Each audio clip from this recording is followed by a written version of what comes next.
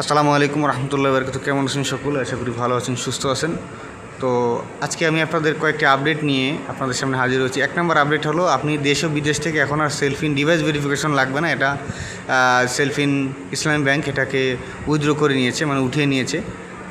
এখন থেকে আপনারা ডিভাইস ভেরিফিকেশন কোনো সমস্যা নেই। আপনি ফেস ভেরিফিকেশন এবং ওটিপি ভেরিফিকেশন, আপনার সিমটা কিন্তু থাকতে হবে আপনার মধ্যে। রোমিং করা অবশ্যই, সেলফ ইন সিমটা যেখানেই যান রোমিং করে সাথে নিয়ে যাবেন, তাহলে আপনার সুবিধা হবে। দ্বিতীয় নাম্বার সেটা হচ্ছে, আপনি এখন কিন্তু ডিভাইসে আপনি ফিঙ্গারপ্রিন্ট দিয়ে ঢুকতে পারবেন। এটা চালু হচ্ছে আস্তে আস্তে, নতুন আপডেট আসবে। আপাতত হচ্ছে, প্রসেসিং চলতেছে, যে ডিভাইস ভেরিফিকেশনটা অ্যানেবল করে দেওয়া হবে। এটা আপনি সেটিংসে যাবেন, মোবাইলের সেটিংসে এখানে যে দেখতে পাচ্ছেন, এই সেটিংসে যে ডিভাইস বায়োমেট্রিক ভেরিফিকেশন, এখানে গেলে আপনি এটা করতে পারবেন অ্যানেবল করে, আপনার যদি ফিঙ্গারপ্রিন্ট সাপোর্ট করে, ডিসপ্লে হোক বা সাইড ফিঙ্গারপ্রিন্ট হোক। আর তৃতীয়ত, বিকাশ, আপনার আপাতত বিকাশে ট্রানজ্যাকশনটা কিন্তু বন্ধ করে দেওয়া হয়েছে। এই বিকাশের ট্রানজ্যাকশনটা আপাতত বন্ধ, এখন আপনারা করতে পারবেন না। ইনশাল্লাহ চালু হলে আপনাদেরকে নতুনভাবে আপডেট দেবো। এবং রকেট এবং যত MSF সবই চালু হবে ইনশাল্লাহ আস্তে আস্তে।